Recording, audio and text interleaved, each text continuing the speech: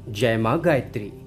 मित्रों, आइए सुनते हैं परम पूज्य गुरुदेव पंडित श्री राम शर्मा आचार्य जी से जुड़ी कुछ अद्भुत स्मृतियाँ, अद्भुत अनुभव। यह संस्मरण श्री राम नरेश प्रसाद जी बोकारो झारखंड से लिखते हैं। वे लिखते हैं, दर्शन शास्त्र का विद्यार्थी होने के नाते अध्यात्म की थोड़ी बहुत जानकारी तो थी, पर कर्मकांडी पंडितों की तिकड़मों के कारण उस पर आस्था नहीं जम पाती। शांति कुंज आकर एक अद्भुत अनुभूति महसूस हुई। शांति कुंज के आध्यात्मिक वातावरण ने मेरा मन मोह लिया। यहाँ आकर एक दृढ़ आस्था मेरे मन में पनपने लगी। कोई सत्ता अवश्य है जिसके अनुसार सब कुछ अपने आप समय से चलता रहता है। मिशन के विषय में अधिक से अधिक जानना चाहता था। सेवा कार्य में सहयोग देने की भी इच्छा होती थी। मैंने आदरणीय वीरेश्वर भाई साहब से परामर्श किया।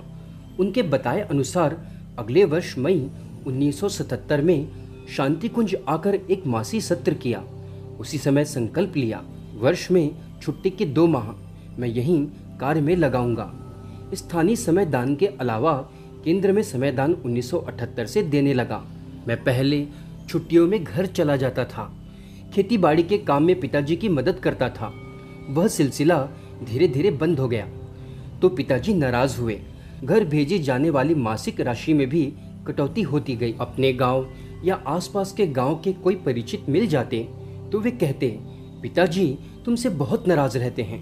कहते हैं पता नहीं किस साधु महात्मा के चक्कर में पड़ गया है, न घर आता है न ही पैसे भेजता है। पिताजी की ये सब बातें सुनकर मुझे अच्छा नहीं लगता था। मैं असमंजस में था। पिताजी को इस तरह से नाराज नहीं करना चाहता था। सेवा कार्य के संदर्भ में मैंने पिताजी को विश्वास में लेने की पूरी कोशिश की, लेकिन वे रत्ती भर भी नहीं पिघले। अंत में थक कर, हार मानकर मैंने मन ही मन गुरुदेव से प्रार्थना किया। मुझे पूर्ण विश्वास था कि इसका वे कुछ न कुछ समाधान जरूर निकालेंगे। 1989 में पिताजी बद्रीनाथ जाने के लिए राजी हुए। हम दोनों पहले शांति कुंज आकर सामान रख दिए। फिर पिताजी को साथ लेकर पूज्य गुरुदेव के दर्शन के लिए मैं चला गया। जब हम गुरुदेव से मिले तो गुरुदेव ने कहा, बेटा अपने पिताजी को बद्रीनाथ जरूर घुमा लाओ। पूज्य गुरुदेव की बातें सुनकर पिताजी को बड़ा आश्चर्य हुआ। वे नीचे आकर मुझसे पूछने लगे, इन्हें कैसे मालूम हुआ कि हम बद्रीनाथ जा रहे हैं? मैंने कहा, मुझे क्या मालूम, मैं तो आपके साथ ही हूँ।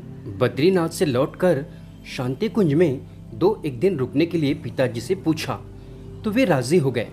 शांति कुंज के स्नेहिल वातावरण ने उनका मन मोह लिया था। बोले, मुझे यहाँ बहुत अच्छा लग रहा है, जब तक चाहो तब तक रुको। इसी बीच एक दिन अपने कमरे में ही आश्चर्य से उत्तेजनापूर्ण स्वर में कहने लगे, अरे गुरुजी तुम लोगों को बुड़बक मूर्ख बनाकर रखे हुए हैं। ये आदमी नहीं है, ये भगवान के सिवा कुछ हो ही नहीं सकते। साश्चर्य। मैंने पूछा, क्या हुआ पिताजी, ऐसे क्यों कह रहे हैं आप? तब उन्होंने कहा, आज एक लड़का जिसको मरे हुए कई घंटे बीत गए थे, उसको उन्होंने जिंदा कर दिया। घटना को पूरे विस्तार से बताते हुए पिताजी ने कहा, मरे हुए उस लड़के को लेकर कुछ लोग गुरुजी के पास गए। गुरुजी पश्चिम वाले कमरे से निकल रहे थे।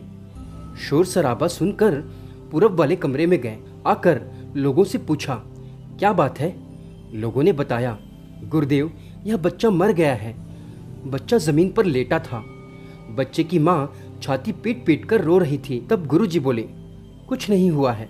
इतना कहते हुए उन्होंने झटके से बच्चे का हाथ पकड़कर उठा दिया और बोले, जाओ इसे माताजी के पास ले जाकर प्रसाद खिला देना। सभी आश्चर्यचकित थे। मरे हुए को जिंदा कर देना, ऐसा तो मात्र भगवान ही कर सकते हैं। इस घटना के बाद पिताजी की दृष्टि पूरी तरह बदल गई। इसके बाद वे हमेशा मेरे सेवा कार्य को सराहते रहे। मेरा नाम लेते हुए भावुक होकर कहते, वह जो कर रहा है करता रहे, मुझे उसके पैसे और समय की जरूरत नहीं है। वह भगवान का काम कर रहा है, वह स्वयं तो तरेगा ही, हमारे पूरे खानदान को तार देगा। मित्रों, सचमुच परम पूज्य गुरुदेव महाकाल के अवतारी सत्ता, सर्वसमर्थ थे। उनकी युग निर्माण योजना, सतयुग की वापसी बड़ी ही अद्भुत है। जिन जिन लोगों ने इस कार्य में उनका सहयोग किया वे निहाल हो गए।